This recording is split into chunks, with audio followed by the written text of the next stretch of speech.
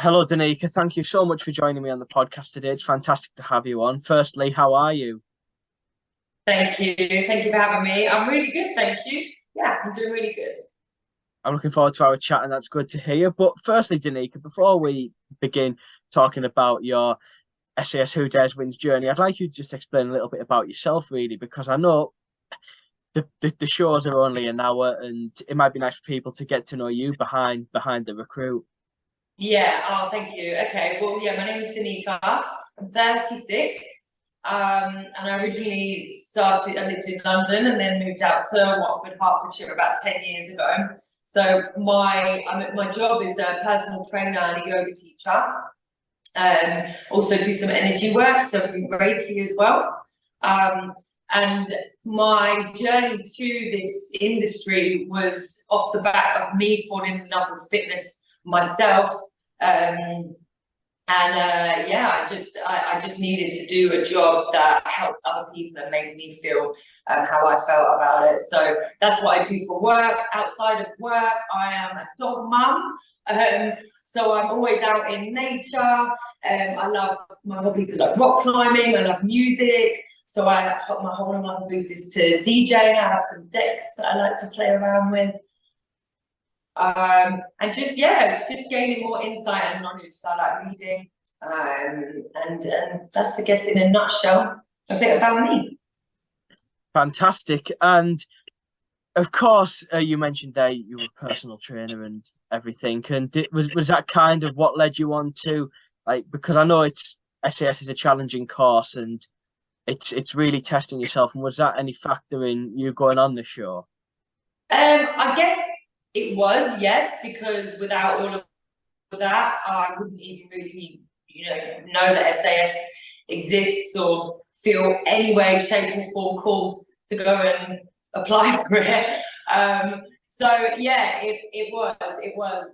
But there was a few reasons behind it. Actually, before I applied for SAS, I was really looking for. I'm the type of person that I only feel like I'm being really challenged if I'm totally out of my comfort zone. So I go like out of my way to look for uncomfortable situations to allow me to grow and evolve into a stronger, hopefully better person.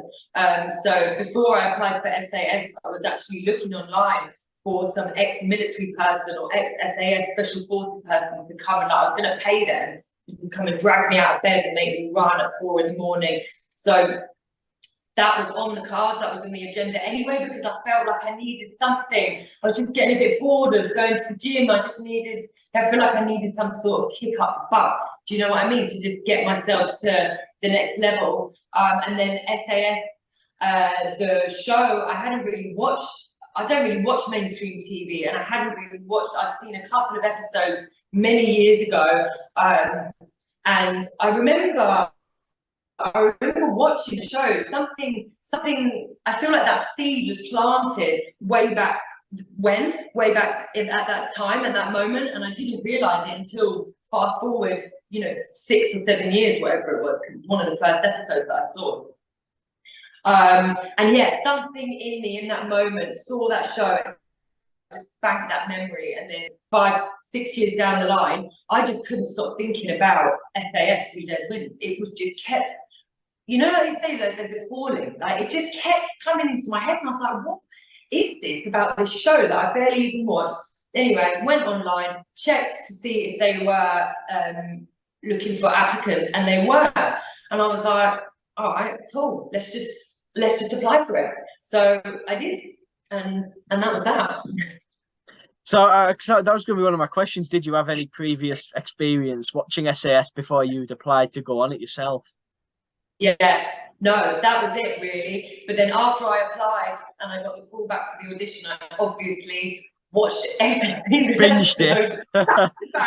Yeah, I was like, what the hell is it? What have I signed up for? But yeah, that was really the only experience. I'm not really like a diehard fan. I don't, like I said, I've barely watched any TV in the last 4 or 5 years. Definitely not mainstream. If I watched anything, it's some pseudoscience documentary on YouTube, Yeah.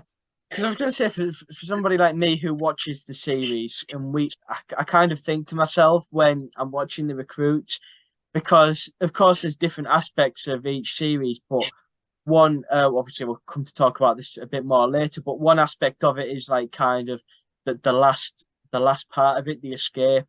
The escape part is the same each series, and I kind of wonder, do you have any kind of idea what you might be in for if you've previously seen a little bit of the series and what it's about?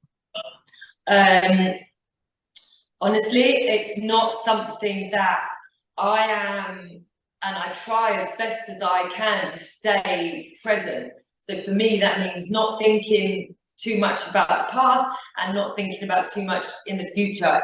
These things are outside of my, say, a circle of concern or influence. I have no power over what's happened and what might happen. So it's not something that I try not to waste energy on. Also, I was just focused really on just getting as fit and as strong as I could physically and mentally and emotionally for the show. That was it really. I just take one day at a time, you know, and also who knows what could happen. I could have, like, God forbid, broken my leg whilst training for the show, and then I'd have wasted all that energy worrying about the interrogation phase. Yeah. When that's way down the line. So yeah, it's not really part of my habits is to actually not be that way inclined. You know, the yogi in me likes to stay present and surrendered and in the now as best I can. I think that's a good way of looking at things because, for example, if you prepare for one element of the course, it's that tough.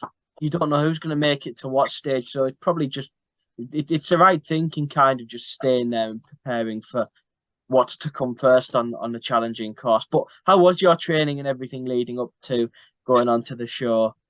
Yeah, my training was good. I really enjoyed it. I was not somebody who ran very much prior to applying for the show.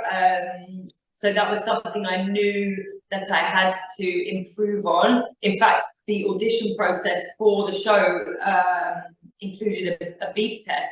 So you had to pass that to level 10.1. And I was like, how the hell I can't run for shit. So a lot of my training for the audition was just running. I only had about 10 days to get ready for it. And the funny thing is, actually training for the audition, I was fine with the sit-ups, fine with the press-ups. The running, I couldn't get above level 8. I only did about 3 beep tests because I needed to have some recovery in between to even, you know, be able to do it at my maximum. So yeah, prior to the audition, I hadn't gotten really above level 8. And it's actually amazing what happens when you're under pressure and you're in that environment and you've got all this adrenaline and everything else in you. And the power of this meant that when I was actually doing the audition and I was doing the beep test, I couldn't believe it when they said, that's it, you've done your pass. I was like, what?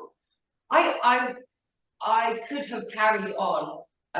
So physically, like, I just feel like even in that moment, I learned that your physical abilities, so much of it comes from your mind and the environment and the energy behind what it is you're doing. So that was awesome. But yeah, my training was amazing. It was a very hot summer that we had last year, so I was training not in July and August, so that was perfect because we knew we were going to a hot country, so I could just get used to training and running in heat.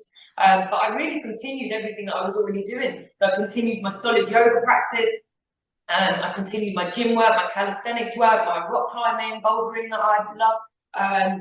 I was already doing cold water therapy. That was a huge part of me training this for the course. And I just really, all I added into my program was running, sprinting, and outdoor swimming, and swimming in general.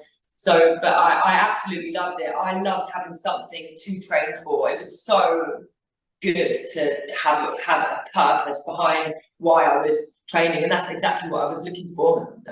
That's why I signed up for it. After all of this, then, when did you go out to film in Vietnam, and how were the preparations kind of, in that respect, kind of getting out to Vietnam, and then what happened from there? Yeah, okay, so They were very elusive about whether we were actually on the show. They were kind of like, you've been whistled down, we're not sure yet. So we didn't really know for definite until about 3 weeks before we left for Vietnam.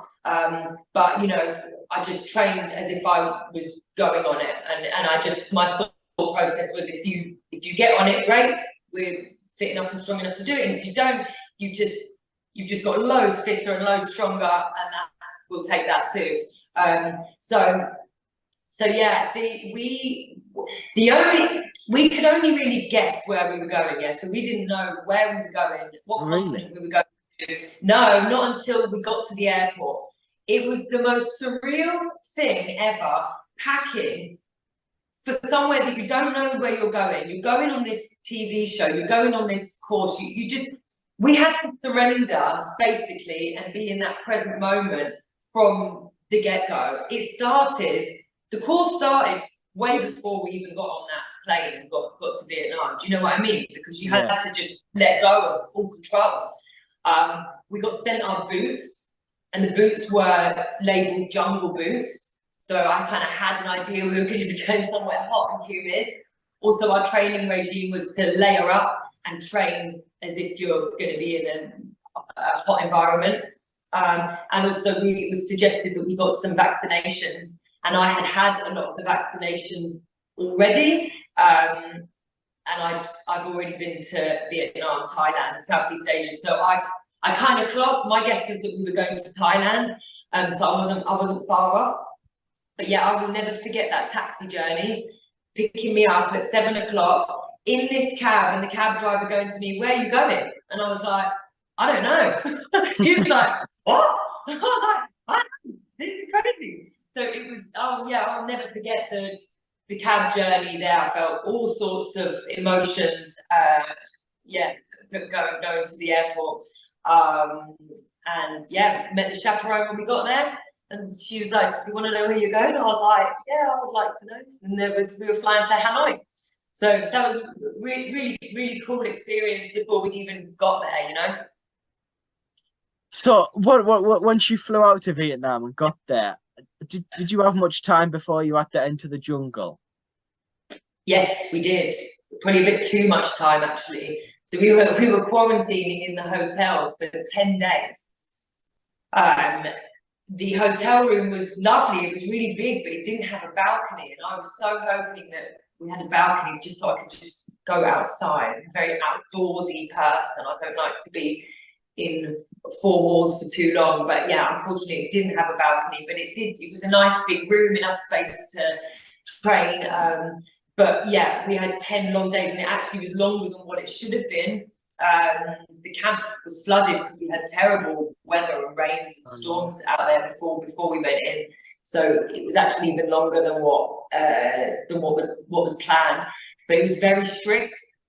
We were only allowed out of the hotel room twice a day for 30 minutes in the morning and 30 minutes in the afternoon. We were given our slots at the beginning of the day, and one of those 30 minutes was out of the hotel where we could go for a run or a walk just in the neighborhood, which, by the way, we were like in the middle of some random outskirts of Ninh Binh, where it was just like tile shops and paint shops. It was like a Wix on a high road. So there was no, like, we weren't even allowed to go into any shops, communicate with anybody. We were under strict COVID protocols. Do not talk to anyone. Do not get COVID. If you get COVID, you ain't coming on the course. So we kind of did as we were told. It was very strict and very, very tough. Before we even went on the course, we were already being seriously tested mentally because we were in a foreign country, 10 days, not allowed to communicate with the other recruits if we ever saw each other passing, which was rare because they staggered us. We weren't allowed to speak. The only people I spoke to really for 10 days was the people on the other end of my phone, and the chaperones that would come to our room, and the nurses that come and did our PCR tests every 3 or 4 days. Crazy. Wow, that sounds tough.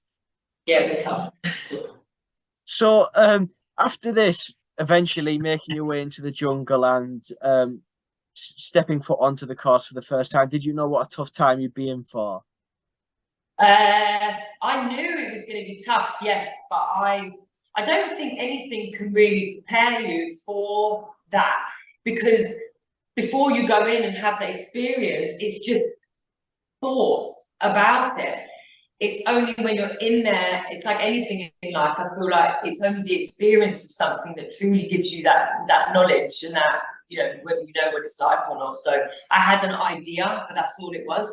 And then when I got in there, I'll also never forget a moment, probably 5 or 6 hours in, like on the camp, in the accommodation, and I thought, shit, I was just like, how are we going to get to the end of today? How are you going to make it till the end of today, till you're in that bed? I just didn't know how I was going to do it. And I remember thinking, I don't know anyone, I literally don't know anyone that would do this. Not that they weren't physically capable of doing it, but just the whole thing, mentally being spoken to like a piece of shit and just being screamed at and shouted at for the whole time, just under orders for the whole time. You had to drop all control of when you ate, when you slept, what you did, when you did it, what you wore, when you showered, when you had a break. All of that was completely given away. I said to someone the other day, it was like going back to being a child. You just had no say in anything. You were just taken here, there, like you couldn't, your voice, you didn't have a voice. So yeah, I had an idea of how bad it was going to be, but one cannot possibly imagine just how wildly difficult that experience was. Yeah. What was it like the first time you met the DSs? Awful, brutal. We first met them when we looked up. We saw the first scene of the show, and we just looked up because we were on these lovely boats, and we were like, "This can't be right." They were up there, weren't they? Were like, yeah, they peering were over, watching you. They were looking down, and we were like, "Oh shit!" So that was our first sighting of them, and then we were obviously told to just jump off the boats and swim to shore. And they didn't show the first beasting that we had, but we jumped off those boats, swam to shore, and had to run up to them. I think there was 214 steps, and I know that because we had to count them. That was the first time we realised that we should be counting every step that we step up, getting every number plate that we see, just really started to think like a special forces operative. But yeah, we had a beasting. So the first meeting of them was traumatic, scary, unforgettable. They absolutely beasted us up and down these stairs, up and down that mountain, holding planks on the steps, press ups, just yeah, awful. And it just continued. It sounds very, very tough. But if I were to ask you, I know you might not want to answer this, but if there's a DS who you would have to say you were the most scared of, who would it be? Oh, Billy. Yeah. Billy. Easy. I think when you watch the series, he looks the most intimidating. He really scared me. Yeah, that's the best way I can put it. I did have like PTSD symptoms when I came back, and it was him that I was waking up to every night, listening to him screaming, "I'm a tank!" So yeah, he was very intimidating, very scary, and yeah, easy, hands down, Billy. And he was the chief instructor, wasn't he, for your course? So yeah, he was in charge, wasn't he? So he had to say almost the things, I imagine. Yeah. And with some of them, you could see that they had that kind of softer side. You could kind of see a break in their character, I guess, or in their role that they were playing. But with Billy, there was just no break. When I came home and I saw his Instagram and I saw him like smiling and doing normal human things, I was like, what? Because I just couldn't see any part of him that was like a normal human being. Because the thing is, for example, Rudy, the last series in the Jordan Desert, like for example, when somebody had been interrogated and he was the guard, he was kind of soft with them at times afterwards when he took them out and kind of tapped them on the back and said, "You're doing great," almost. But whereas I guess with Billy, you don't really see much of that, do you? No, I definitely didn't anyway. I think with some people, he was maybe a little bit softer, but also I think that my own fear of the DSs almost made it so that I couldn't even see the softer part of them. Do you know what I mean? I was so scared and intimidated by them that, yeah, then probably I don't think I saw a break. Maybe once with Billy when, you probably saw on the series where I came down the back cave and he made a joke about me taking a selfie. I just laughed because I thought, well, I'm not taking a selfie because you only on my phone, you've taken the phone off me, and I just thought anything I say is going to be wrong. So I just laughed.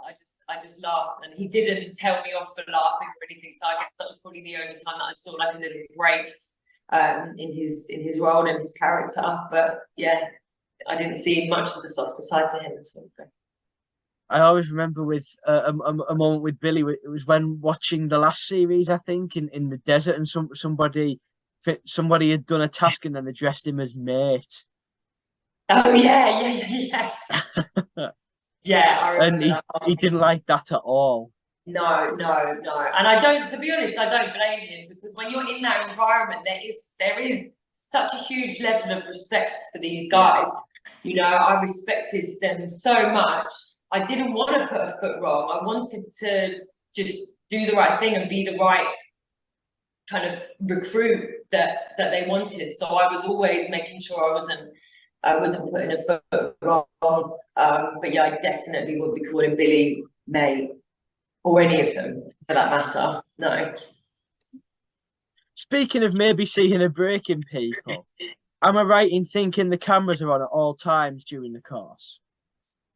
Yeah, so there's the cameras that are in the camp that are just fixed and all over the camp. They're on the parade square, they're in the canteen, they're over by the toilets and the sink area, shower area, and they were all dotted around our accommodation. But they're honestly, the last thing on my mind anyway was that there was cameras in there. That was not even I say to people that it's basically a course, a real SAS course that just happens to be filmed. It's not the other way around. It's set up to challenge these people, and they've just put cameras in to basically film this process. I guess that's what it is, because it's a documentary. It's not, I know it is a reality TV, but it's not a reality show. A real selection process. Yeah. So in the accommodation and around the camp, we definitely were not thinking or aware of the cameras. I wasn't anyway. The only odd time you would is if you were sat on the loo and then you would notice the camera spinning to face us, and we'd be like, why are you doing this? You'd have to film us on the loo, can't we? So that was the only time we really brought awareness to it. But when we were out and about and doing the big tasks, that was when the whole production crew would be out, and they would just out of nowhere, there would be an entire production crew, which was awesome to see. But before we go on, we're told that they will not communicate with us at all. We are not to communicate with them at all, and we're not even to look at the lenses of the cameras. So, but that was easy. We were not worried, concerned, or I should speak for myself, I was not worried, concerned, or thinking about a camera in my face at any point. I was busy trying to stay standing, breathing, not dying, basically. So yeah, it was quite easy to forget that this was all being filmed and that it was going to be made into a TV show. It was not what I was thinking about at all. And kind of just blanking them out and forgetting that they're there almost. Yeah. And honestly, they're there when you're, doing one of the tasks. So you're busy either in a holding area, waiting, talking with your teammates, or getting yourself mentally prepared for what you're about to do, you know? It really wasn't something at the forefront of my mind anyway. When I was just about to like throw myself down a bat cave, I don't, you know, put a camera in my face. I really don't care. I'm just trying to keep focused on what it is I'm trying to do or focus on doing. Absolutely. I want to talk about the jungle experience now, Danica, because of course there was a lot of talk of it being the toughest series yet, which from watching I think it might have been, because obviously you had the creatures, you had the heat and humidity. I remember you was constantly on about you were constantly sweating and everything. How do I describe it? How was it in the jungle, like the atmosphere around? Um, it I love planet Earth, so there was a part of me that absolutely loved being in that environment because we were just surrounded by nature, lush green jungle, trees, you know, the noises of the insects, the beautiful animals. So on one side, it was really incredible to be somewhere so beautiful, and on so many occasions, just looking around me, bringing awareness and gratitude to like where I was. That got me through so much. On the parade square where we were stood every day in front of us was the most amazing, stunning backdrop. So, you know, often I would just look out there and be like, wow, how cool to be where I am right now. But in terms of actually being on a selection process for SAS, it was really difficult. The kit that we were in was the same kit that we were in from start to finish. So after literally 2 days, it was disgusting. It was covered in swamp, shit, sweat, blood, you know, you name it. It was on it.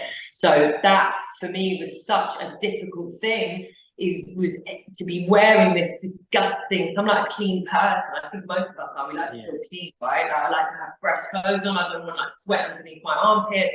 But this was the complete opposite to what I'm usually comfortable with. So that in itself, just wearing wet clothes, wet socks, wet boots every day was disgusting. Like waking up in the morning and then having to put all of that stinky wet kit on was horrible. Nothing dried because it was like 100% humidity every day. So we would hang our socks up praying every day in our kit and our t-shirt, praying that it might dry just a little bit. But no, I honestly think on some occasions it was actually more damp. So that was difficult. The heat was really difficult, but that was, yeah, you just kind of bared that.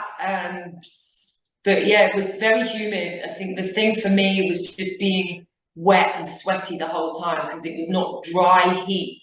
It was constant, you know, even if I was in a bikini, I would stand still and I would be profusely sweating. So you put sticker army kit on us, boots, a hat, and then get us to run, you know, 2K up a mountain, and it's disastrous. It was so uncomfortable at times, so uncomfortable, so hot, so hot. It must have been horrific. It was. Yeah, I think that's just such an easy way to describe it. Just so simple because it looked it and said it was. It was. When people ask me, they're like, one of the main questions that people ask me is like, is it as hard as what it looks? And I'm like, times what it looks like by 1,000, and then you're still not really even close. Like I said at the beginning, like you would only really truly know what it felt like by being in the experience. I cannot. There are not enough words. There are no words really to describe just how horrific it was. Because, like I said as well, we're only seeing an hour of the show, so there'll be so much more that goes on, which is the case with any TV show. But for something as brutal as what you've been on, like for the fact we're only seeing 1 hour and there's been so much more gone on, it's like it must have been horrendous. Yeah. Well, the production crew do say to us before on the sites, and everybody does. They do say, look, the course itself is totally separate from the show and what is made into a TV show, basically. And that's very clear and evident after the show has been released, because there's so much, obviously, that's left out. You know, so much. We actually had a lot of really good times and fun times and laughs during the course. Like in the accommodation, there would be times when we had hours just to chat and get to know each other and rest and talk and cry.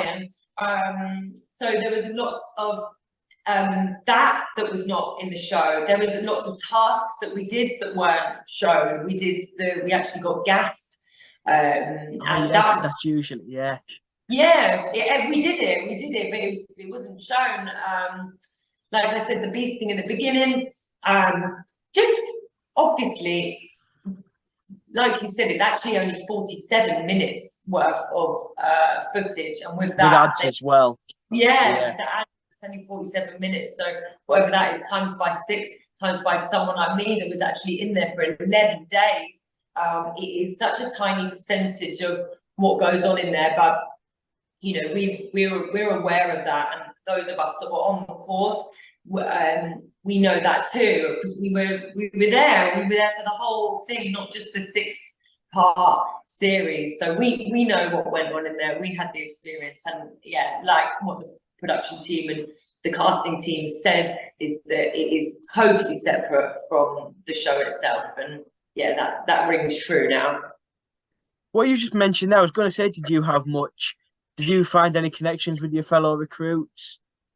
Yeah, I did. With everybody, to be honest with you, everybody I had a connection with and had a nice chat with. I had a lovely chat with Charlotte on the bus when we first got out of the hotel. We'd just been mic'd up and we left. All of them, and as we've actually come out of the show, I've grown closer to some of the crews even since we've been out of it, because when you're in there, obviously it's a very intense experience. We're just trying to survive each moment of the day. So it's, you know, and everything is about the course, really, like thinking, what have we got today? What did you think about the task we did yesterday? You know, making sure our kit is all. So it's only when we left there were we able to, you know, some people in there didn't even know what their day job was because it just didn't come up. Yeah. You know, a lot of people, we didn't know their stories until I watched the show, or until after when we spoke about it. So, wow. So yeah, it's a funny one. It really was a social experiment, you know, chucking 20 people into this environment, getting them to all wear the same clothes. Nobody knows anybody. It was a social experiment to be in something like that. You know, normally we're judging each other based on our social media presence, what we wear, you know, all of that stuff, and that's all stripped before you even go in there. No one cares. No one knows how many followers you've got, and actually, in an environment like that, no one fucking cares. It has no relevance whatsoever. It ain't gonna make you in that environment. So yeah, or anything like that, you know, what handbag you got, or all of that stuff is just totally irrelevant. So yeah, there was people in there, like in any situation that you get on more than with others. Some people you just click with, some people not so much, and yeah, that was also evident in that environment. Of course, it's going to be. And I want to ask a big question now, because of course there was many challenging elements of the course, and like from scaling, abseiling down a 200-foot waterfall to that deadly game of medicine ball, and there's just so much more. And what was the toughest task for you, Danica? And there was the tightrope as well. Just so many. Yeah, that first one where we walked over the poles was very difficult. I was pretending, and I was just trying. I had to stay as present as I could for that one, because heights are not my thing. And I didn't let on to anybody, even when we had the interview, the master interview in London before we went on, that I had this higher, like, fear of heights. So that was very difficult. That was probably the hardest one for me. But honestly, the tasks themselves were, they provided their own like element of difficulties. But I found the day-to-day things, like I mentioned earlier, the wearing the wet clothes and not knowing what you're doing and when you're doing it, that for me was the most difficult. Obviously, for obvious reasons, the interrogation phase was extremely psychologically and mentally challenging, and also just being extremely hungry. That, if I had to pick, I know that wasn't a task, but that phase was really, really, really tough. But out of all the tasks, they were just, honestly, by that stage, most of us, I was like, this is great. We're out of the accommodation. We're doing something. It's going to be a challenge. It's going to be fucking cool. Come on, this is SAS. So that stuff was quite fun. I was up for any challenge because I knew I was safe. I kept telling myself, if you're going to try any sort of abseil or, you know, climbing up a helicopter, we're good to do it here because you know you've got the best health and safety team. Yeah. You know everything's been sized up. No one wants anyone to die on a TV show. So if you're going to throw yourself out of a bat cave in Vietnam, rather have Rudy Reyes, you know, hoisting you out of there than some random. You know what I mean? So the tasks were cool. It was the other stuff. It was the putting wet socks on your rotting feet. That task was difficult. You know, trying to put my contact lenses in every day. Them type of things. Yeah. Yeah. Those tasks, the mundane tasks that we do every day that we take for granted, that was the most challenging thing for me. Because I can kind of see where you're coming from, because nobody's, as tough as it is, nobody's going to be left to die, are they, on TV? Come on, like, don't you say the health and safety and the instructors you've got around you and everything. Yeah. Well, I mean, you could have died.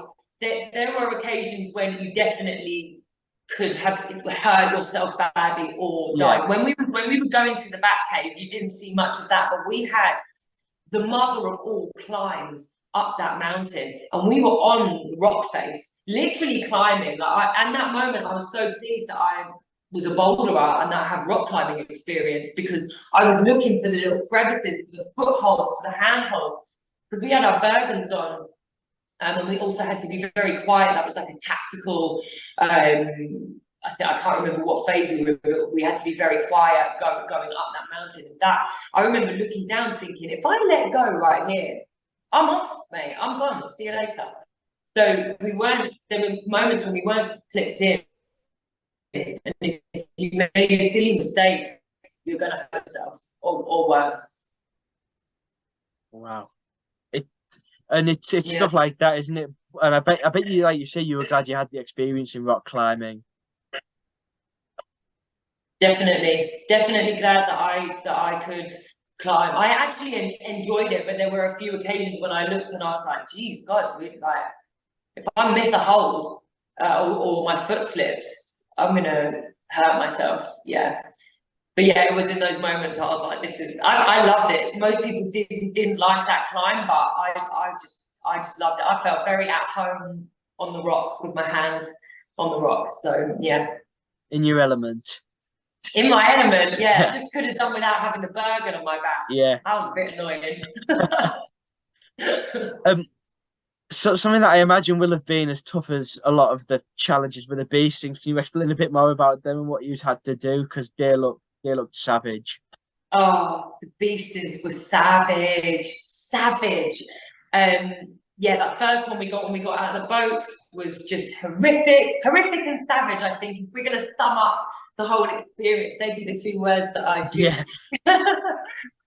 But yeah, the beasting, the beasting that you guys saw on TV, which was in like day 3 or 4, where they were trying to get rid of a few people, where we were going around the parade square, that was really, really tough, because we had a long day. We were all really exhausted, really fatigued, and they called us out. It was about 10 o'clock at night, 10:30, and your body's starting to wind down. We were all just starting to, everything was very chilled in the accommodation. We had no idea that we were going to be called out and get, you know, flung around that parade square. So that was a really difficult beasting. It was so hot. It was just relentless. But again, just surrendering, and just one of the best pieces of advice that I got before I went on the show was just put one foot in front of the other. Just keep putting one foot in front of the other. And in that beasting, sometimes it was putting one bear crawl hand in front of the other. But I just kept moving. I just kept moving. I knew the minute that I started to think about how long I've got left, you know, how tired I was, how hot and sweaty I was, how much sand I've got in all these cuts on my hands, I would just start to, my body would start to break down as my mind did. So I just had to keep this rock solid and just keep going. Honestly, I've been through worse than this. I know I have, and I've gotten myself through much worse than leopard crawling or bunny hopping around the sand in the heat. So that mindset, what I knew I was able of getting myself through, got me through. But that beasting was particularly tough. And then towards the end, where you saw us carrying the logs, that was tough. That was cut very short. That was much longer than what you saw. That was really, really tough, because again, by that point, that was like day 9, day 10. We were all just so, bodies were starting to break, feet were rotting, hungry, tired, emotionally fatigued. It was all, that was a tough one too. It was all tough, honestly. There was not one moment that wasn't tough in there, even when we weren't getting beasted. Like I said, it was just tough. A tough decision was like, should we take our boots off and air our feet out, or should we just leave the boots on because we might get called in a minute? Well, so that, to ram them back on again. Was like, stop. And then sometimes we would take the boots off, and then 3 hours would pass, and we'd be like, we should have taken the fucking boots off. You know, you just didn't know what to do. You just never knew what the right thing to do was. So yeah, that also felt like a beasting. Yeah, just everything was tough, even the decisions of taking boots off and everything. Literally. And what you've just said about mentally, me and Rudy said this. He was saying to me, he thinks that you could be the fittest person. He said the body helps, but he said it's that will get you through the course. Yeah, I totally agree with him, and that was shown massively to me on that course, because I definitely wasn't the strongest one there. There were some guys on there that were absolutely huge, solid builds, and I knew I was strong, but I didn't know how much of that strength it comes first from here. Like, if you haven't got the mind channeling the body, like the body is nothing without the mind. Do you know what I mean? Yeah. So yeah, that was every day that I got through, I realized that I was like, wow, you didn't give up here, and therefore this didn't give up. So yeah, I think having a solid, strong mindset and just really believing that you can do something, even if it's hard, or even if there's some level you know that that is really challenging and you're not actually sure you can do it, but you just tell yourself you can do it anyway, and you will do it. So yeah, it definitely showed me that mindset comes first. Yeah, if this goes, the body goes. If this stays strong, this stays strong. So yeah, and I've done lots of cold water therapy and lots of inner work on myself to get this stronger. I don't think it's something that you can just decide to do. Training the mind is the same as training the body. It's taken me years to get my mind strong like this. It's not something that I just decided to do. So yeah, the cold water therapy, the plant medicine work that I've done, the yoga, the meditation, all of that stuff, that's made this strong. If we sum it all up in a nutshell, you were very successful on the course because it's not everybody that gets to the stage you did because you reached the interrogation phase. But how did you think of the way you were pulled off the course? Because I know you said something about somebody else in interrogation and you were withdrew by the umpire. So how did you take to that, Danica? I was so upset. I was so upset. I was so gutted. Because in my head, so there was a lot again on that you didn't see in that. So I actually thought that if I played the game and played the cover story well enough, that we would get let off. So I kind of missed the memo that we were always going to get found out that we were British military, that I was just buying time. I actually thought that if I played along with this Asian solar survey animal savior expedition, that I'd get through it. So that unfortunately wasn't really portrayed on the last episode. I was made to look like that I just threw my teammate under the bus, which wasn't the case, and it's not something that I would do, even if I didn't like the person or not.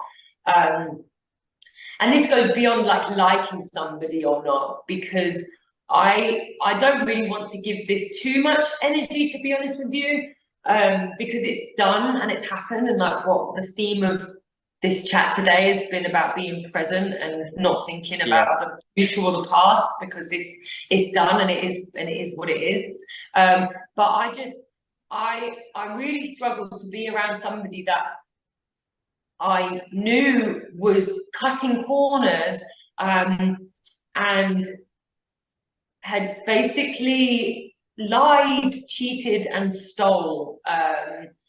It was something that I felt didn't have a place in that course, especially when you were supposed to be able to trust that person with your life.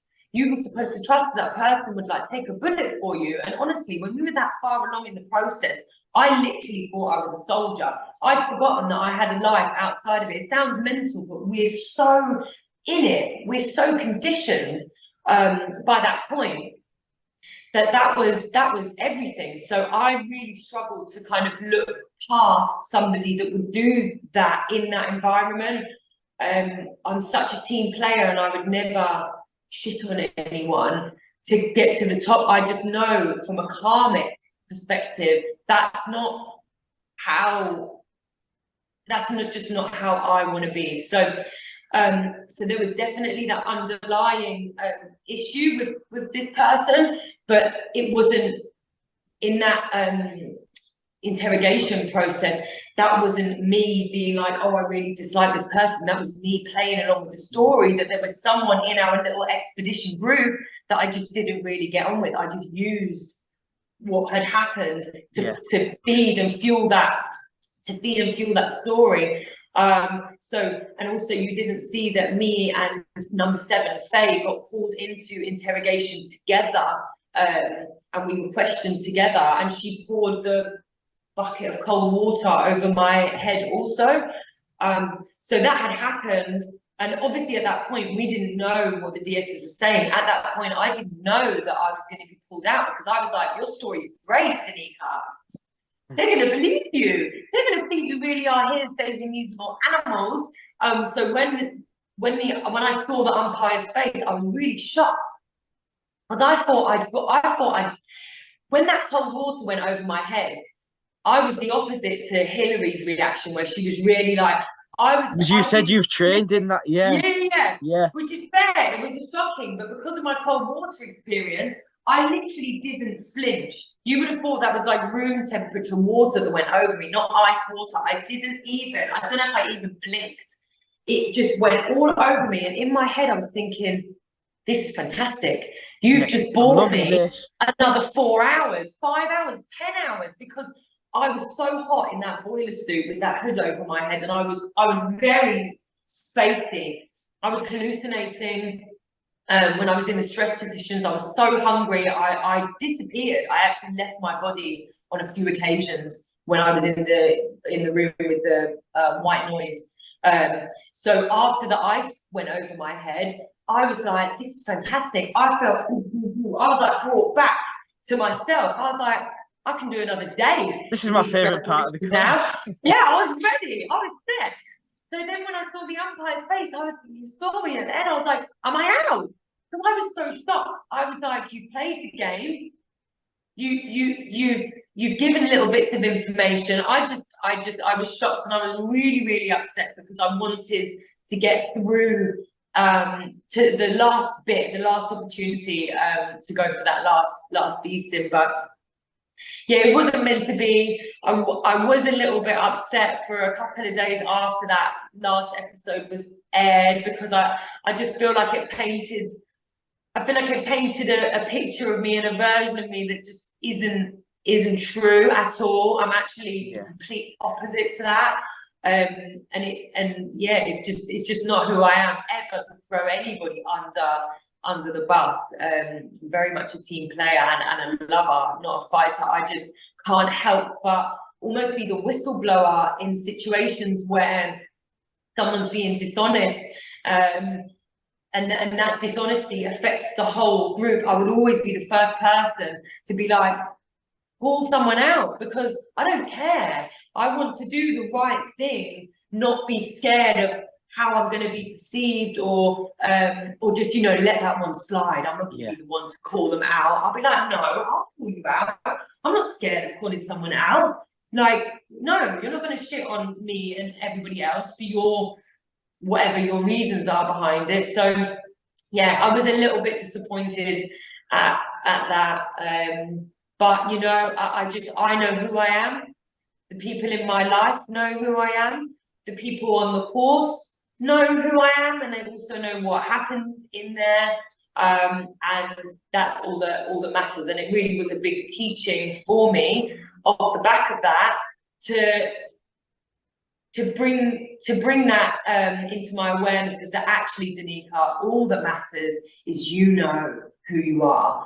So it doesn't matter if a few million people in the UK think that you are the person to throw your teammate under a bus. Let anybody think that about you. You know that's not the case.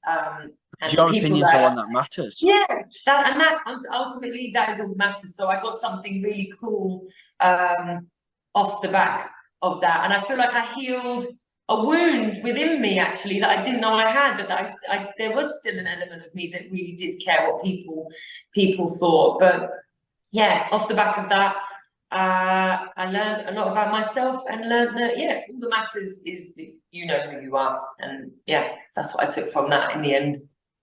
I think you did fantastic, because I know you'll probably be disappointed you didn't really make that last hurdle to be selected to be on the team with them, which ultimately the course is for. But I think you'll be happy with where you got to, and the fact you came away with something that will be valuable to you, and the memories as well. 100%. Honestly, within the first hour of me getting onto the course, I realized I've already won. Yeah, you survived literally a couple of hours in there and you've won. I won by being picked to even have the experience. Having the experience is the win, if we're talking about winning and losing. And yeah, so there was disappointment that I didn't get through, but I'm very much like, whatever will be. If this is the way it's meant to be, this is meant to be. I'm not going to argue with the source, the creator, nature. And I took so much from that experience. I wouldn't even know where to begin. It has shaped me and changed me and molded me into a different person. I never knew that level of strength existed, not just for me, but for every human. We all have this within us.